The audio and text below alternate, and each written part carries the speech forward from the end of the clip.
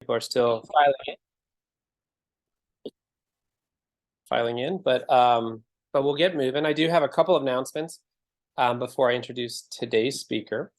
The first announcement is just actually more of a request or an opportunity, but just to indicate that for those of you who are doing work in intellectual and developmental disabilities, as each of you is producing, papers, and we try to highlight new awards and whatnot around here. But Jen Humphrey within Lifespan Institute is coordinating with the IDDRC network to ensure that our work is getting as much visibility as possible. So I would encourage each of you, as you have new papers published or activities that have reached some sort of milestone that you would like to brag about or share with the network.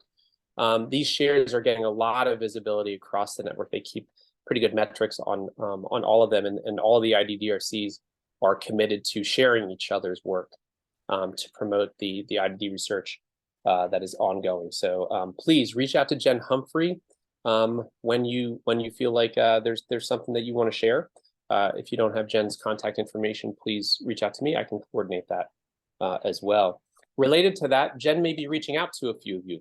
And that is in relation to this particular activity, as well as opportunities to write short briefs that will also be shared by the network.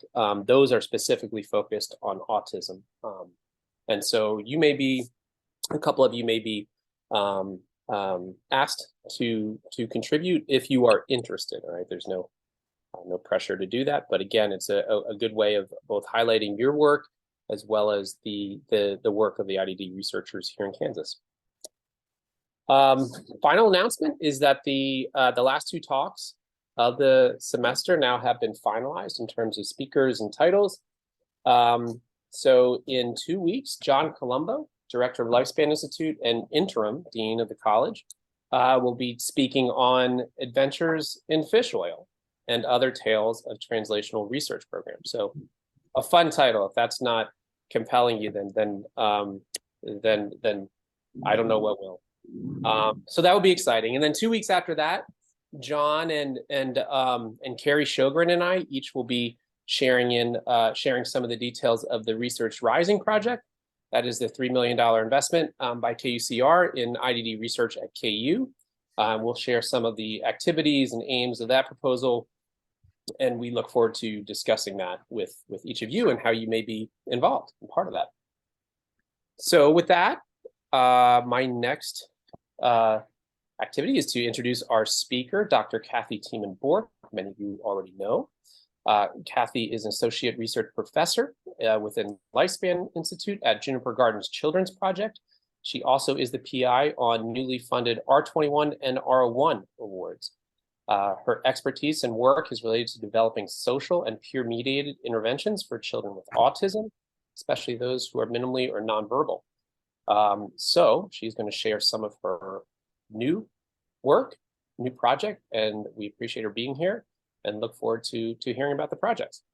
Thanks, Kathy. Thanks, Matt. Hi, everybody.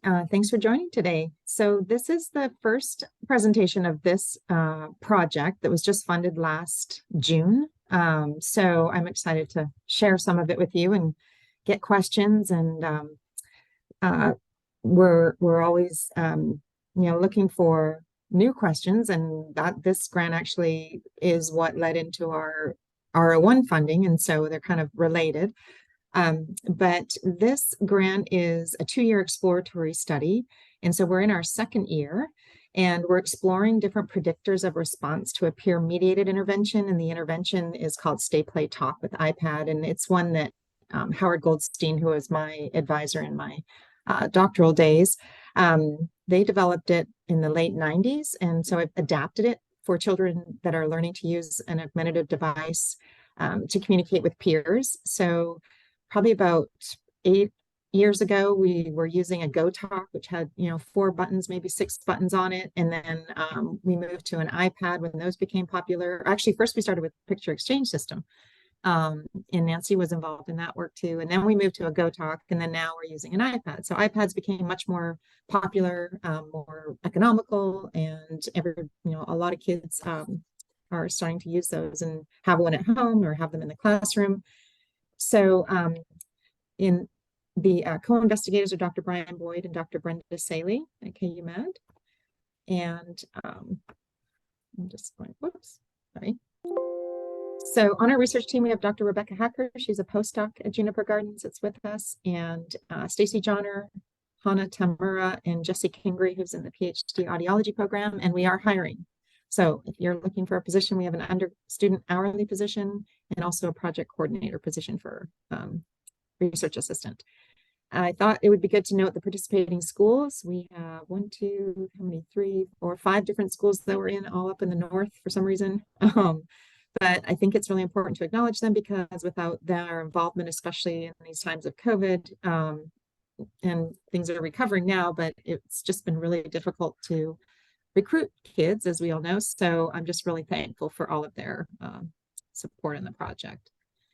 The main goals of this R21 is looking at really early social skills. So these children are limited language, they are not talking yet, or they have very few words.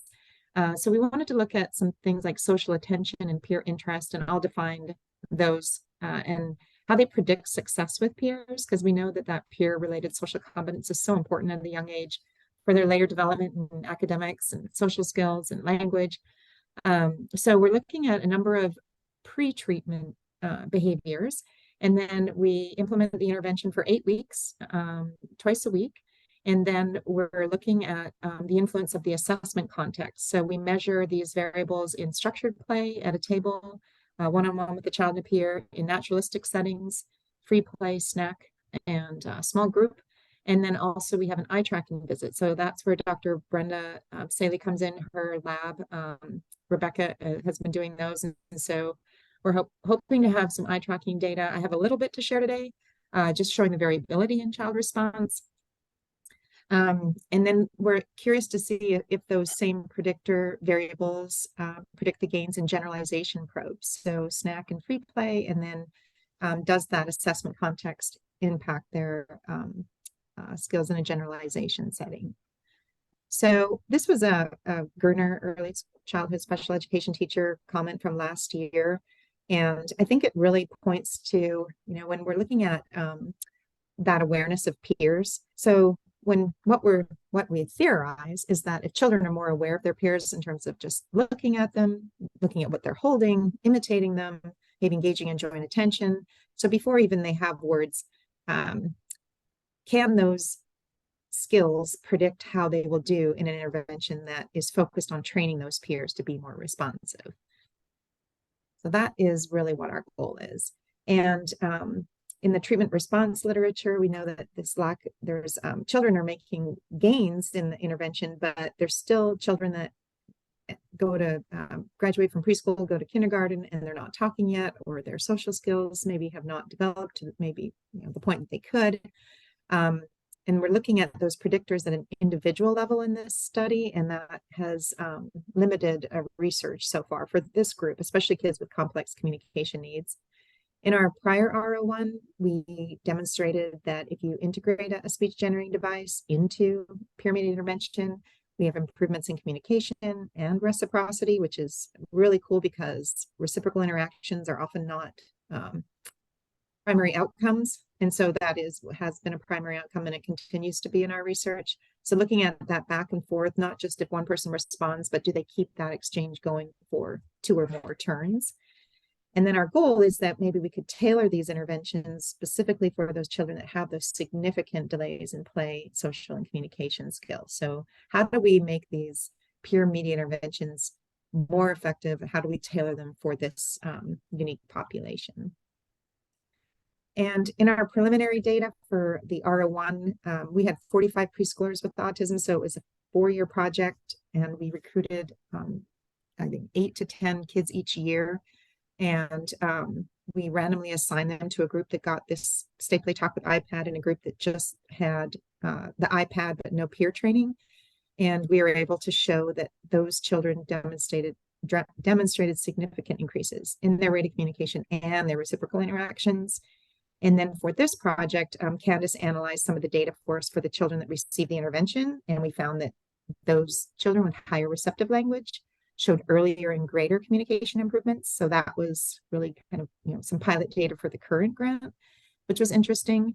But there was also a lot of variability. And so what we found was at this 5-week, there was this performance gap. And it was really interesting because I would say the majority of the children that were above 1.8 acts per minute continued to do well and kind of took off in those first 5 weeks.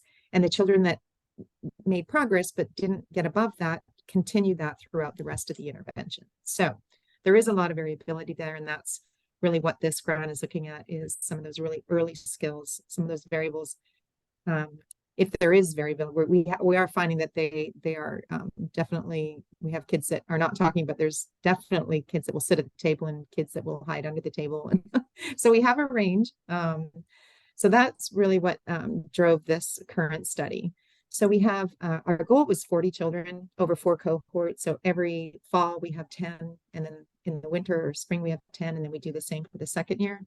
Last year we were able to get 9, but this fall we were able to get 9. So things are getting better. We have 18 kids, and then next, starting in January, we'll hopefully be able to recruit 10 more.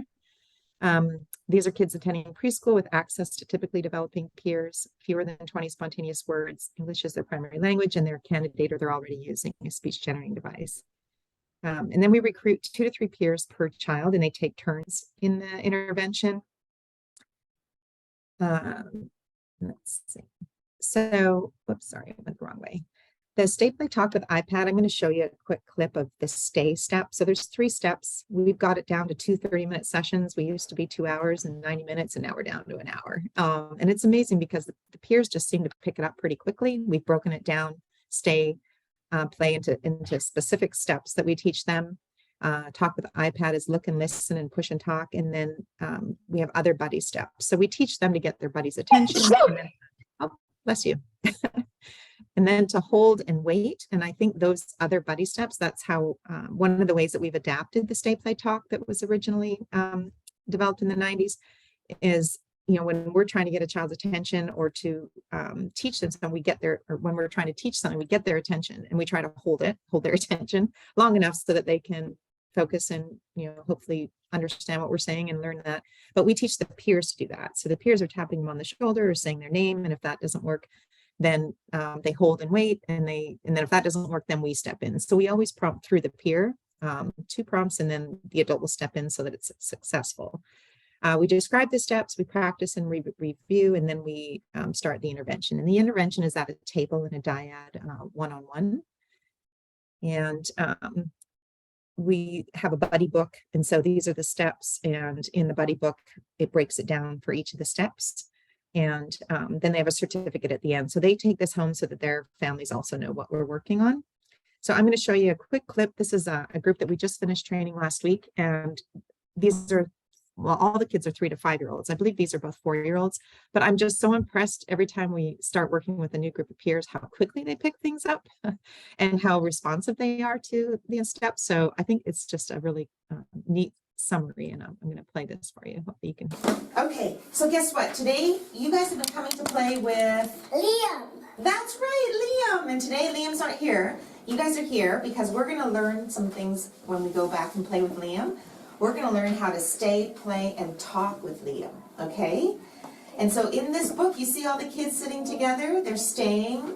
They're sharing here in that picture. They're playing. And then they're using the iPad to talk. Have you seen the iPad before? Yeah. With Liam? Yeah, so he uses that to talk.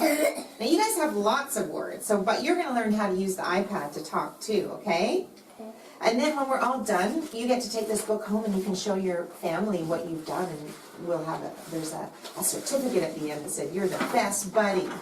All right, you can take these home. Okay, so when we're practicing stay, play, and talk, if you see me doing it the right way, you do thumbs up like this. Can you show me your thumbs? Thumbs up. And then if you say, oh, that's not it, you should change that. That's not how we stay. Then you do thumbs down. You guys already know this. You've done thumbs up and thumbs down before. That's awesome. Okay, so let's open your book. let's go to the very first page. Can you open your book, Kennedy? Yeah. Awesome. Thank you so much. Okay, so the first thing we're going to learn how to do with Liam is stay. And you see these kids, they're in the circle together or on the carpet. And so stay means that you sit close, and if your buddy moves, you move. All right? So what does stay mean, Kennedy? What do? We sit. We sit down and we don't move. Right, we sit close. And if your buddy moves, what happens? You don't move. I mean, you do move. You do move. You are right. High five. High five. You got it. You do move. So if your buddy moves, you go with them. So you can stay with them. So stay means you go with your buddy. That's right. Okay, now we're going to practice, okay? So we're going to take turns practicing. And Kennedy, Yeah. well, I'm going to set that there. I brought some toys. These are like jiggly balls and they squish. See, there's a happy face on there. So we're going to stay and play with this first, okay? Okay, so let's move that over here a little bit just so we can see the toys a little better. I like toys. Yeah, I know, me too. I never saw that. All right. I'm blue. Are you ready? Tucker, you're going to tell me if I stay with Kennedy, and if I do, you give me thumbs up, and if I don't, you give me thumbs down, okay?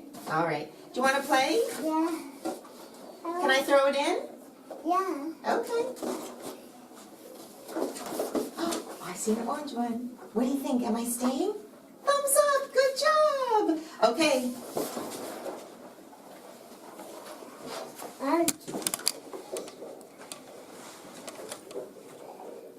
You already have your thumbs down.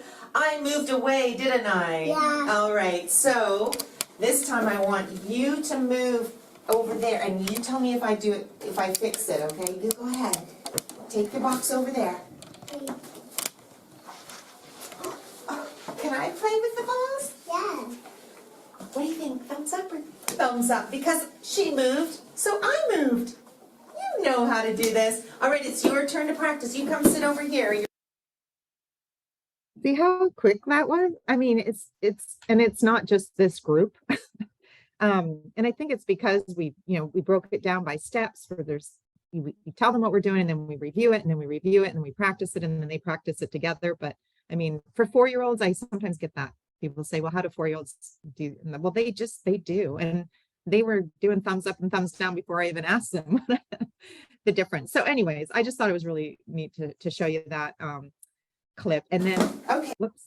The other one we do is called hold and wait. And I won't show you the instruction part, but this is a little girl implementing it. And so the girl on the left is the peer. And so when they hold objects up, we want them just to wait. It's like a delayed prompt for the child.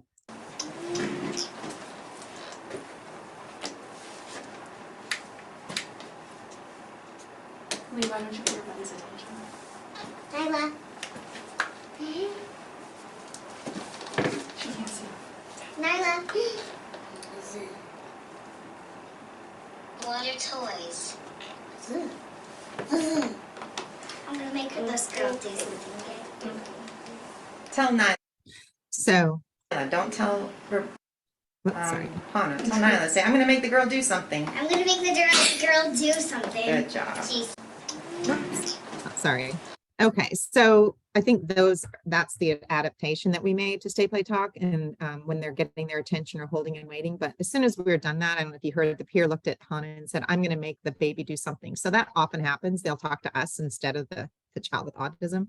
So we're always redirecting, and it's like, don't talk to her, don't talk to us, tell her, say you or I'm going to do that, or you do that, because they'll talk in the third person. So we always try to work on that during the intervention. But I think the hold and wait and getting their attention is one of the more effective other ways that we teach to be a buddy. So the potential predictors of social success, in defining what is social success, we're looking at the primary outcome is the rate of change in spontaneous communication acts directed to peers. So after the 8-week intervention, we do 3 10-minute observations without any prompting. We're not sitting at the table. It's very similar to baseline. And then we look at the rate of change in reciprocal communication exchanges with peers. So those are how we are defining that. Those are our primary outcome variables. And then the social variables that we're looking at is social attention. So to person, we're looking at, are they attending to the peer or the adult? And then to objects, to self, something they're holding, to what the peer's holding, if it's mutual in the table between them, and also if the adult is holding it. Because sometimes we'll be sitting there and we're not interacting, but they'll still look over at what we're holding. And then peer interest, we're looking at joint attention with the peer and if they're imitating a peer. And then social affect. With some of these younger kids, we're not seeing a lot of joint attention or imitation of peer in baseline. And so I was worried there wouldn't be a lot of variability to be able to predict the outcomes. So we're also looking at social affect, because some of the kids will smile or else they'll giggle, but they'll look at the toy and do it. It's not directed to anybody. So we're hoping that with these 3 variables combined, that we'll be able to find some variability. And right now, social attention is probably showing the most variability.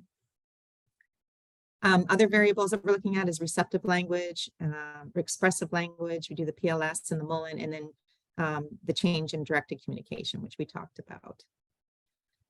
The influence of the assessment context. So we're wondering if the variance in treatment gains is based on how we're doing the assessment. And a lot of times, it's really difficult with standardized testing for these children to we usually use raw scores because the basals are so low, or they're all the same. Everybody has similar scores.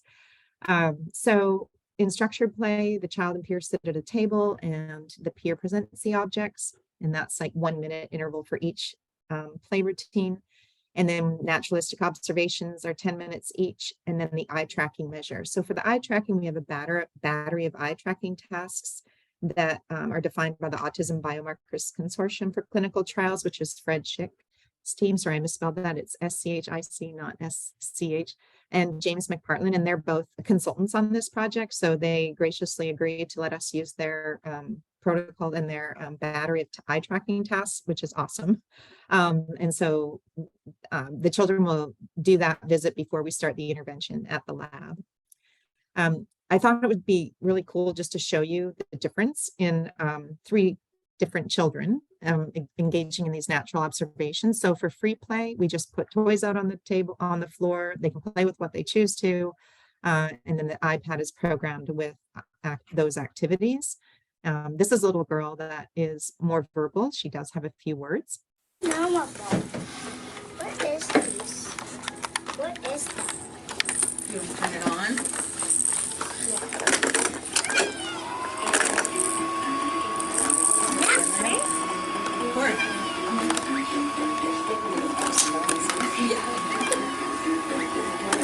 You gotta stay over here, Jackson, for our time.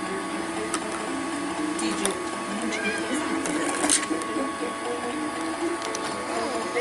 Is that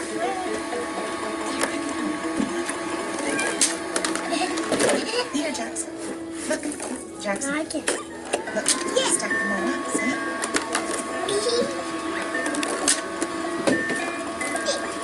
Too many choices, I think. We're gonna stay over here, okay? Buddies.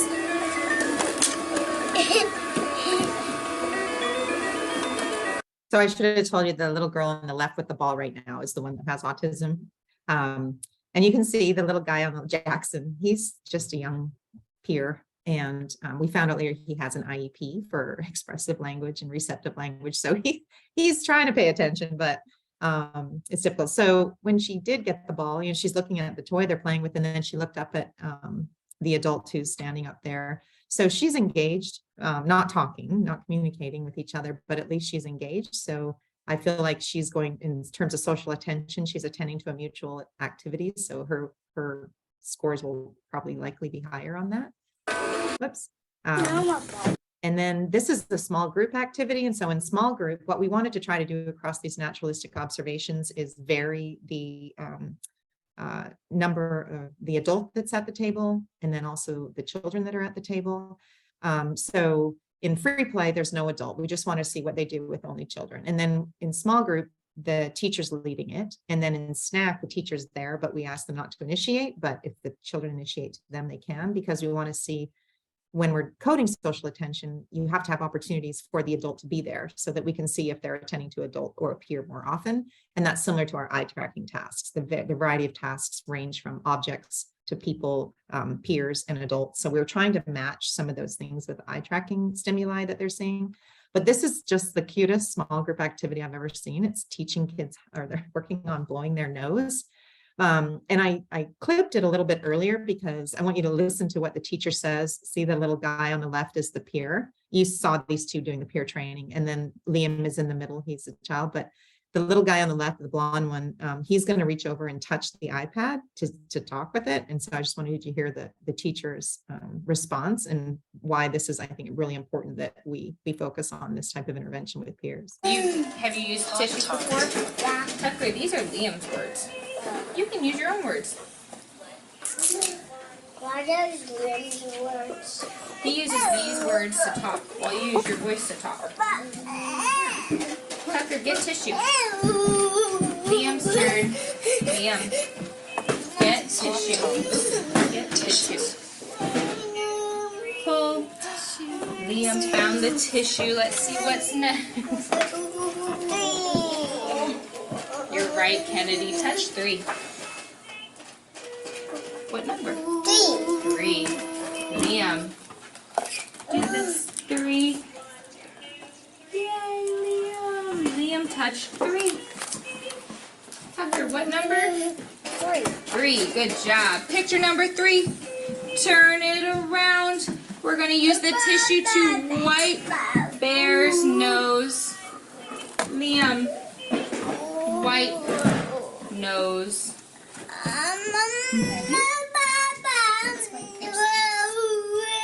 Get the slime out. Just wipe. Kennedy, wipe Bear's nose. Wipe. So I'm going to pause it really quickly, just so you know. So right now, there's not a lot of attention to the adult or the peers. So this is a child that I think will have, will be at the lower end of that spectrum of being able to attend socially, but it's coming. Tucker's turn. Wipe Bear's nose. Thank you. Now we're going to practice with some real snot. Ugh. Gross. This is my friend Baby. This is Baby. Oh no. Achoo. Baby sneezed. Liam, achoo. Baby sneezed. Thank you. Hello, baby. Hello, baby. Is Hello, that the baby. slime? This is what we're going to use for our snot. That's slime. It is slime, but we're going to use some for snot. Can I Oh no, Baby got snot all over her face. touch it? You can touch it. It's a slime. Good job. Can I Good touch slime. it? Hey, Tucker, wipe Baby's nose. Wipe. Get all the snot off. So slimy. And Did you see what happened there? So the peer was given the container with snot, and then all of a sudden Liam looked over at him, and then he looked around and looked at the other girl. So that's the first time that he's acknowledged his peers that they're even at the table. And I don't know if it had to do with the slime being more sensory or something, but so he did it, and then he looks back at the teacher behind him. So I just thought that was the cutest activity. They're literally using slime for snot, learning how to blow your nose. And I don't know if that, what motivated him to reach out or to look, but that's what we're coding. We're coding, do they look at the peer? Anytime we do that, the frequency of those.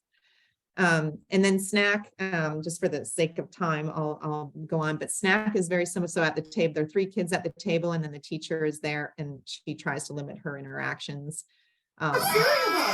So in the ABC or the battery of tasks for eye tracking, I just wanted to share these briefly with you and show the preliminary data that Brenda has just recently summarized last week. We have static social scenes, a visual search, and then activity monitoring, and then social interactive tasks. And so you can see that there's ones that are like static, not moving, and then ones that are moving. And then also there's a variety of natural scenes versus just objects and faces, and then adults playing versus children playing. So we're trying to match our coding system to this, which has been a little bit difficult. But these are the social attention outcomes so far. And so what we're finding is on this individual level data, there are variable profiles of visual attention for 2 of them, static social scenes and then visual search tasks. So I know there's only 7 kids that have gone through the whole battery and that they've been able to pull it out from. But that's interesting to see that there is variability. So hopefully we'll be able to now tie that into the change data that we have. And in looking at the rate outcomes, this wasn't one of our research questions, but Candace ran it, so I thought it was really cool. But all of the children so far have increased significantly in their peer-directed communication in dyadic play, snack, and free play. So that's really cool with pretty large effect sizes. And then the number of reciprocal exchanges increased in dyadic play and snack. So you can see that I think the context is impacting or is influencing the results because those changes weren't found in for free play for the number of reciprocal exchanges. And then in terms of predicting gains in generalization probes, what we're finding and the influence of the assessment context, I'm going to tie both of those questions together. For the 9 children that have already gone through, there's strong correlations between pretreatment receptive language and change in peer-directed communication in the dyadic play, which is when they're at the table together. And there's also strong correlations with pretreatment receptive language and change in rate in free play. So those are, let's see. And then in terms of expressive language, the only strong correlation was in free play. And then change in peer-directed communication was not related to pretreatment receptive or expressive scores in snack, which was surprising to me because snack is usually the one that I would think would be the most motivating because kids like food and that they'd be more communicative, but it could be maybe because they're eating during that time. And I don't know, but I thought there would be stronger correlations or in that change in the snack setting.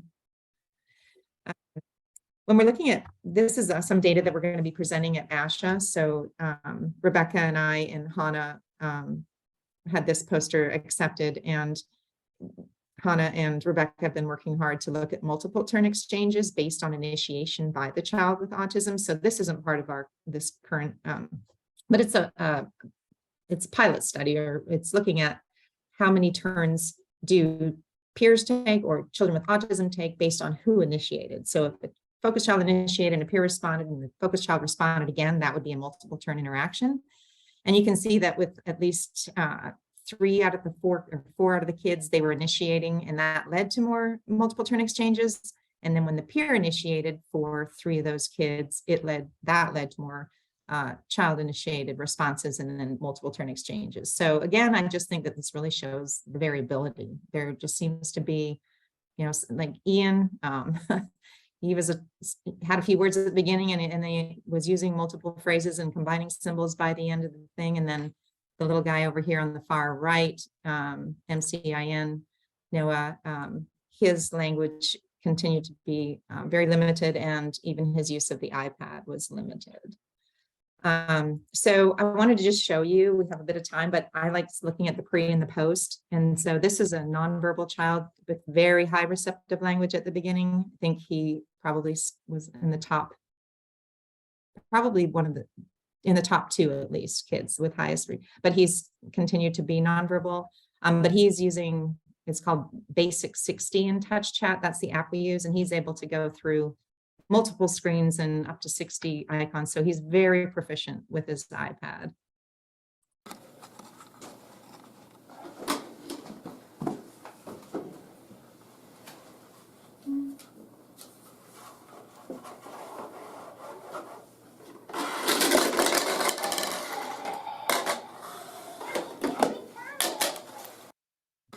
So that's pretty much baseline for all the kids.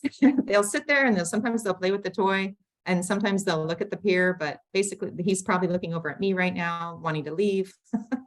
He's just not engaged. And this is a fun toy. Most kids really like this toy. And so this is very common to what we see in baseline. And then this is in one of the post observation sessions. He really liked balls and to watch, like he's looking to see where they go all the time. But this is a really cute clip too.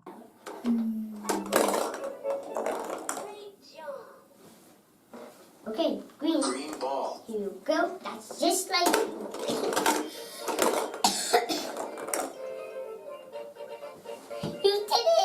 You get 2 turns again. Which one? Red? Red ball. Okay, red. No, not 2. Put it inside.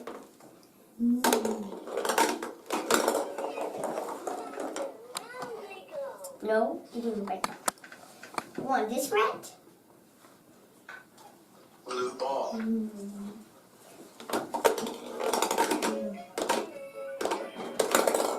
Don't press it a lot of times. Green ball. Here you go. Just press it now. Right. Orange ball.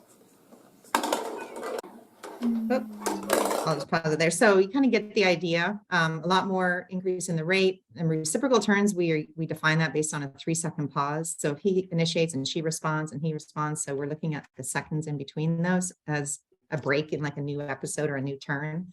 And then it looks like it's just requesting, but we do switch. And so he will be the giver and then she can ask, but we try to get a few like multiple turns going back and forth before we do that.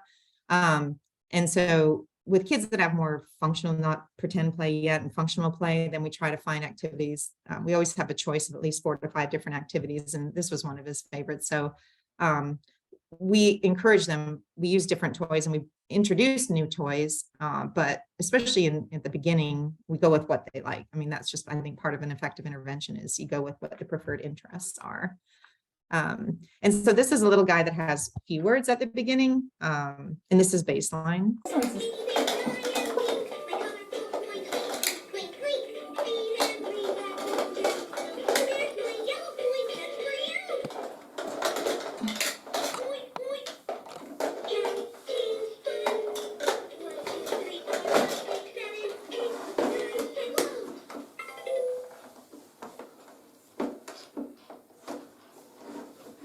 My turn. Your turn. All done. Turn it on. Oh. Okay, so this is an example of a coding trying to get reliable. So he's holding the iPad and he's like, my turn, your turn, all done. So we wouldn't be coding that as intentional communication because he's got the iPad in front of him and he's not like looking at her. But you see the last one he looked around and he looked at the toy. That only that last one we would count. So that's part of the, looking at intentional communication in at least for this project is it spontaneous, and do they wrap the peer in somehow, or rope the peer in somehow? Like, is it directed to either an engaged activity they're both playing with or to the peer directly? So we would have coded just the last one. But if there's multiple pushes, today, this little girl, we had the hamburger and it was bun on top, and she was like, bun, bun, bun, bun. And she kept pushing it really fast. And she's like, bun on top. And then she would look over. So we would code the last one, but the bun got stuck. And so it was like she was rapping. It was so cute. She's like, bun, bun, bun, bun, bun on top. And the little peer was laughing. But anyway, so intentional communication has to be directed to the peer or to an engaged, joint engagement, activity they're doing. And this is post-treatment, and most difficult part about last year was coding when they have the masks on. It was so difficult because he's talking, and I don't know if you can hear him, but he is saying the colors of the coins as he asks for them. So if the person was there in the camera, they would say it out loud in the camera because it's just so difficult to hear what they're saying, but he is talking behind the mask.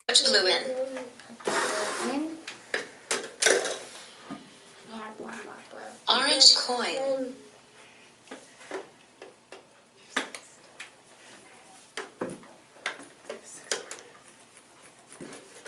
Nose. Nose.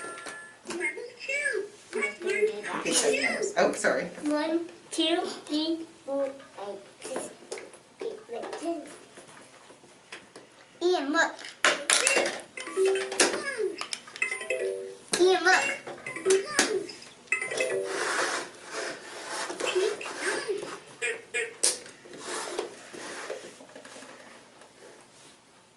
Orange coin. So he's joining 2 words together. I don't know if you could hear him, but he said orange coin. And then before he's like 1, 2, 3, 4. So his language really came along. And so the change that they made from, pre to post was varied across the kids as well, but that's good. We want to see that variability. So right now we have 20 more children, hopefully, that will be done by May 20, next May for cohort 3 and 4. We're working on a reliability for coding social attention and peer interest. It's been taking a little bit longer, a little more difficult, because every time they shift attention to anything, we code that. So if they shift attention to what the peer's holding, to what they're holding, and back again. And so it's everything they shift their attention to. So it's a little trickier to get reliable on, but we're getting closer. And then we're still coding the communication in naturalistic and generalization probes.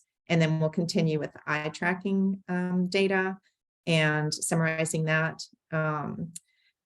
The good news about this, some of the pilot data we had before, and also looking at these variables, is the new R01 will be able to look at adapting these peer-mediated interventions for preschoolers with limited language. We're going to use a smart design, and so we'll be able to examine, we'll randomly assign them to 2 different groups, and then after 5 weeks, we'll be able to determine how they're doing based on that rate that we found that predicted their performance later on in treatment. And those kids that are doing above 1.8 acts, we'll keep them going, or if they're not, then we'll re-randomize them to a different group. And so the smart design, we have another site, it's Emory University, the Marcus Autism Center in Atlanta, with Lindy Morgan and Larry Scale is there. And then we're not currently recruiting for that one because we have to finish this R21 with the same population of kids. It's difficult to find that many kids at this time that have the same clinical characteristics. So we'll be recruiting for that starting next year. But I'm excited about that one because I think with those kids that are not responding, with this one, we just keep going, but with that one, we'll be able to adapt it and modify it based on their response after 5 weeks. So that's kind of cool to be able to do that. So yeah, I will open it up for questions, and I went through that kind of quickly. That 45 minutes went by fast. That was great, Kathy. Thank you for that. I have questions myself, but I see others have already unmuted and raised hands. So please do raise your hand, your virtual hand, that is. And so we'll do this in somewhat of an orderly fashion, but Nancy was fastest to the buzzer. So Nancy. Can you tell I've been on Zoom a lot lately? You're really good at Family Feud now, I think. I know. Well, very interesting and cool continuation of your really important work in peer interventions, Kathy. But I'm wondering too if you have done any kind of follow-up as far as affecting friendships or any kinds of the peer ratings about how much they like the kids after. At the end of the like for the post intervention, for social validity, we do a questionnaire for the teachers, and not the teachers that are there direct, but people that I guess somebody in the classroom that knows them but doesn't, hasn't observed our sessions. So we're doing the intervention for this one. So we do have those social validity, but for this age group or this project, we didn't ask the peers. I think that's a good idea maybe for the next one. We've done that in the past just with that pink box you saw actually that had the happy face on it. We would just have them put something in a box that was like sad, neutral, or happy. So for the next project, I think definitely we could incorporate that. Yeah. But this one, we just looked at the social validity for what the teachers' perceptions were. Yeah. It would be cool if because I would guess that they're going to report higher friendships and stuff too. That would be a nice indication too. Yeah, and I think part of what's tricky is for some of the schools, the peers are down the hall, so they're not with them all day. And then the teachers would say, well, they're out at recess, and now that peer will come up to them at recess. So the amount of time, inclusive time that they're spending together, because these are kids with significant needs that usually end up in a classroom that doesn't have peers, but the peers are somewhere in the building. They're down the hall, or so that's, it's just how schools are in Missouri, most of them, and even, North Kansas City, actually, they're in the same classroom. So I'd be curious to see if that, if we can look at some differences with kids that are educated with them versus kids that are not. But that's a really good point. Yeah, I'll make sure that we can add that to our list of assessment. Because you're not looking at NEP already, but Yeah.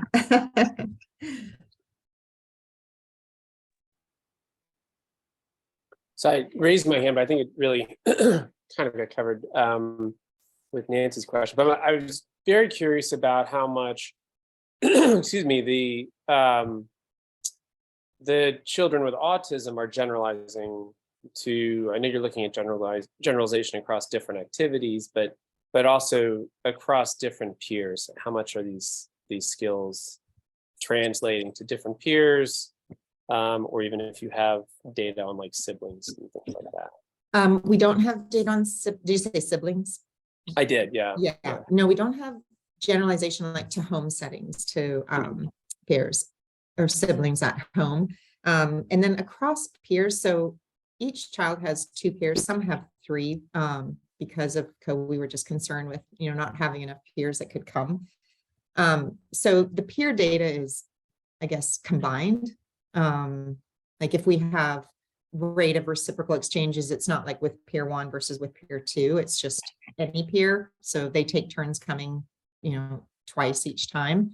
But I think that would maybe be some preliminary data that we could have one of our students or postdoc look at is there a change? I know Rebecca was interested in looking at if it's a male or a female peer, and if the focus child is male or female, does that make a difference?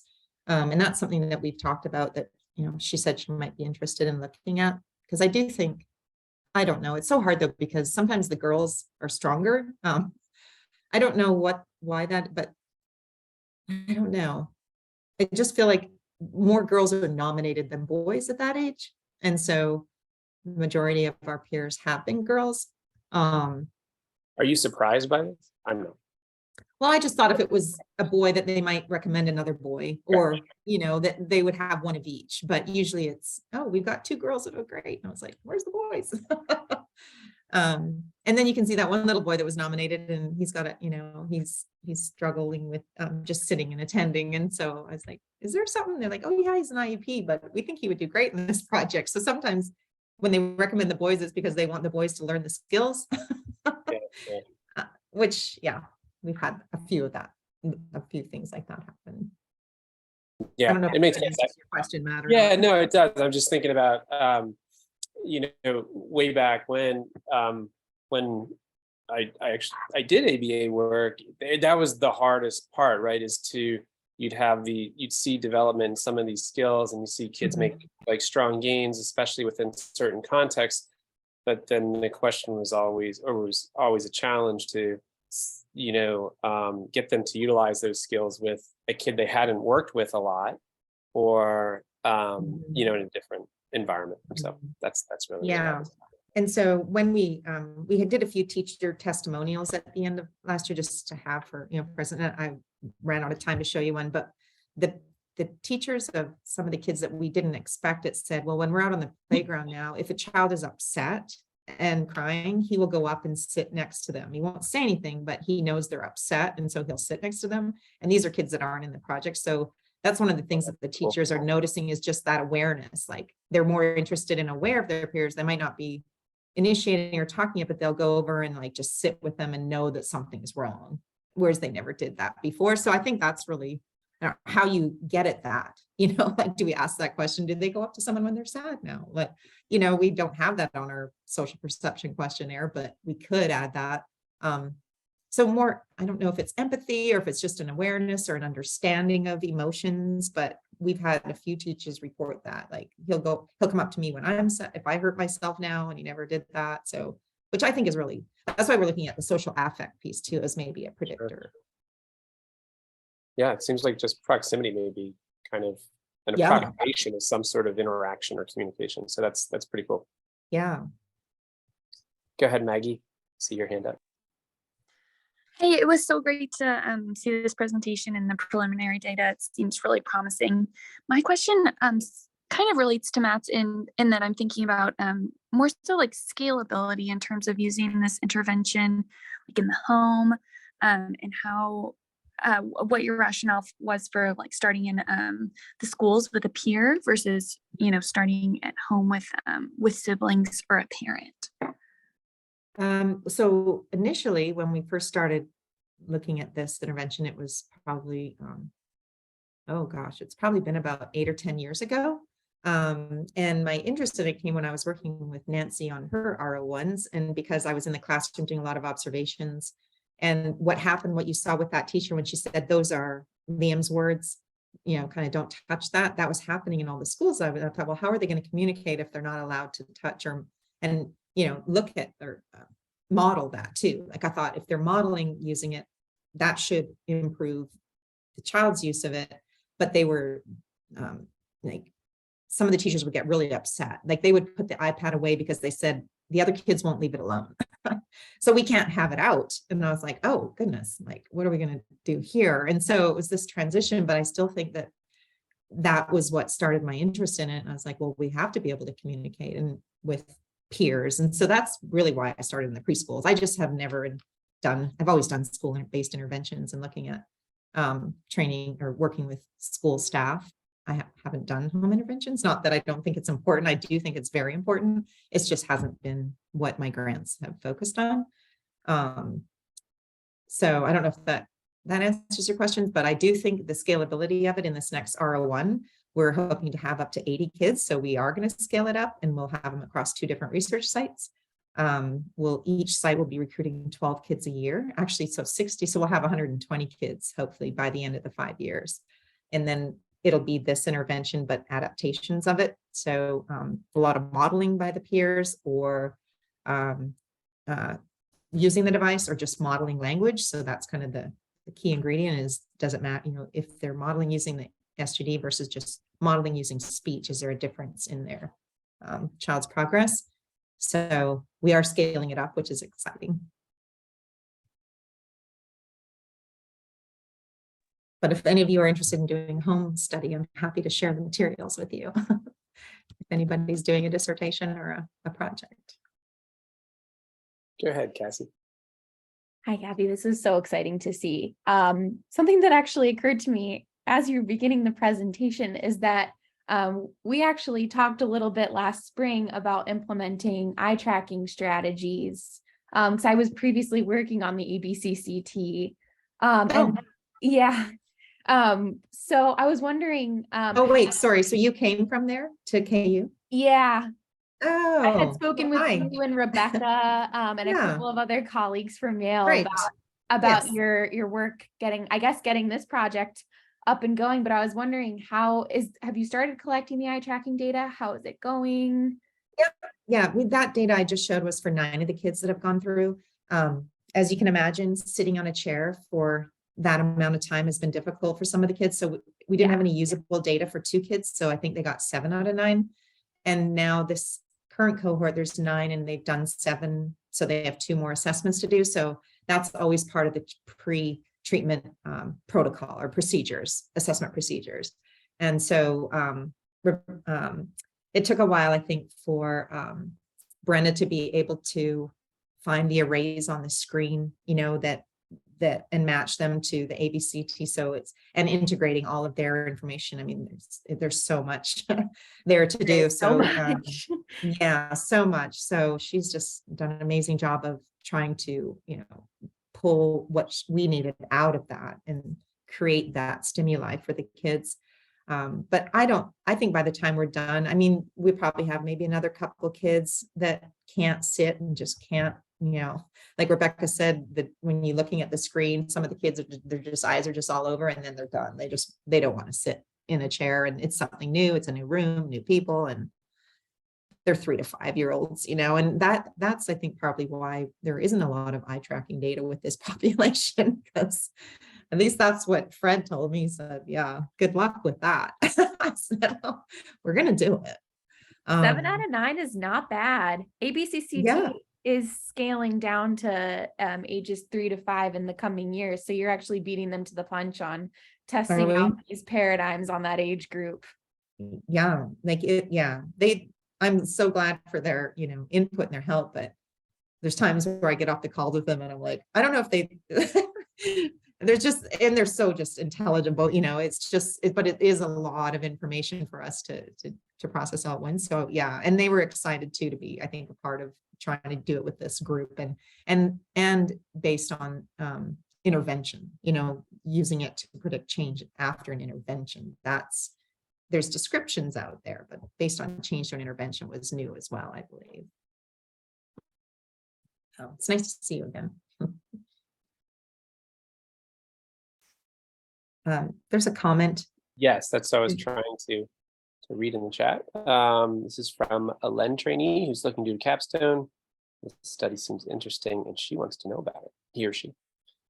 Next steps. I'll let you take that offline, Kathy. Or maybe you can share it publicly. I mean, if there are next steps. She said, what are my next steps? That's right. What are her next steps? What are her next steps? She wants to know about the study. So. Oh, well, you can just reach out to me with questions. I'm happy to answer questions for you or share more information. And a capstone is a study. Yes, yeah, I believe so. So yeah, you can just reach out to me and let me know what is needed for the capstone and how I can help. If I don't know if you're looking for a position or if you're looking for volunteer hours, but we have both. There you go. That sounds like a good connection. Yeah, just reach out. You just email me and I'm happy to talk about it with you. Sounds good. If nobody else has any other questions, I'm going to ask one more. All right, I'm not seeing a hand. I guess a bunch of nods. So it does seem to me, and this is overlaps with some of the information that Cassie just brought up, but in some ways, like you've chosen like the most difficult age group to study, right? Like, because if they were younger, like for the eye tracking, they could sit still. If they were older, they may be better able to either process the task demands and things like that. So I guess my real question though is in terms of this peer mediated intervention, it seems like it's a pretty narrow age range, which makes a lot of sense. But I mean, does it have the potential to be useful or scalable, like to either younger or older ages? I can certainly understand the rationale for younger. Maybe the language development may accelerate, or communication development would accelerate even faster. But even older, I do know kids do still expand and build language even beyond, preschool, kindergarten. Year. So just curious about your thoughts on that. I definitely think you could adapt it for older kids. We've done in elementary when Dr. Deb Camps was here. We used more written cues that were a little more age appropriate. So instead of having, little kids playing on a rug with the table or playing on a rug with toys, it would be sitting at a table, or, the toys vary. They're a little more age appropriate, but we did call them written text and visual cues back then. And it would just be on a stand on the table. But the skills were similar. It was like, say something nice, ask a question, so we're actually teaching them what to say, what the name of the skill is. And then the other one is, I think, ask for information. So as kids get more language, I think there's probably something in between what we're doing, stay, play, talk with iPad, and then those written text scripts for those more verbal kids. So I think it's just a matter of adapting the pictures and how you're teaching that skill to those kids. But we had very effective and significant outcomes for those kids that got the peer training with the written text and visual cues. And those were kindergarten and first graders. So that was a 2-year study, which was really interesting because usually most interventions are 1 year. And one of the most interesting findings of that was that the children made the most gains from the January to May of the second year. And so it was like this kind of, they're making changes, and then all of a sudden it went boop. And so that was the change in time point, because we monitored it over 5 different time points that had the most significant change. So with some of these kids, I feel like you're doing a year intervention, but I think they need probably like 3 or 4 years. Like we stopped because of the study and the limitations of the funding for intervention research. But in that project, I mean, it was a multi-million-dollar IES study. And it was that second year that they made the most changes. So I do think, and then so going younger though, I never thought of doing it with toddlers. I guess it would, I think you could introduce the iPad earlier because kids these days, I see them and they're, a year and a half old and they're on their parents' phone or tablet and they're pushing buttons and they know how to put the passwords in and turn it off. And even a little girl today, completely nonverbal 3-year-old, and she was pushing the button trying to get out of the touch chat. Yeah, we know how to stop you. Can't do that. So they are just savvy. They're tech savvy. So I don't know. That'd be really interesting to try it with 2 to 3-year-olds, or I don't know. In terms of teaching the peers at that age, I don't know how you could do that. But I feel like we just have to think about it and adapt it for a younger age group. Yeah. Maybe it's Yeah. more just telling them what to do. We're like, come and sit down. We're going to play versus expecting them to do it on their own. Right. Yeah, there definitely would be some challenges. So I'm free to just share these thoughts. I don't do the work. So Yeah. it would be challenging. Yeah. So. And yeah, as kindergarten, first grade, we've definitely been able to adapt materials for that group, visual and written materials. I haven't Great. tried it with the iPad because those kids were already talking, but I think if they weren't talking, this program could completely be adapted to match their skills. That makes sense. Well, Kathy, we're at the hour, but I want to thank you again for doing this. There are a lot of, if you get a chance, look at the chat because there are a lot of really positive comments. So we really appreciate you sharing the work. Good luck with the rest of the R21 and the new R01. Yeah. Congratulations again on that. Thank you. Appreciate it. All right. Absolutely.